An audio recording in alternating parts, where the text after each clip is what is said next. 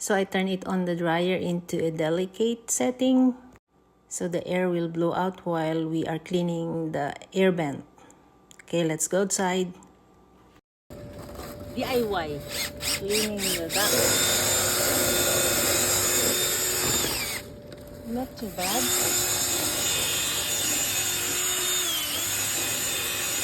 Not that bad, actually. Yeah.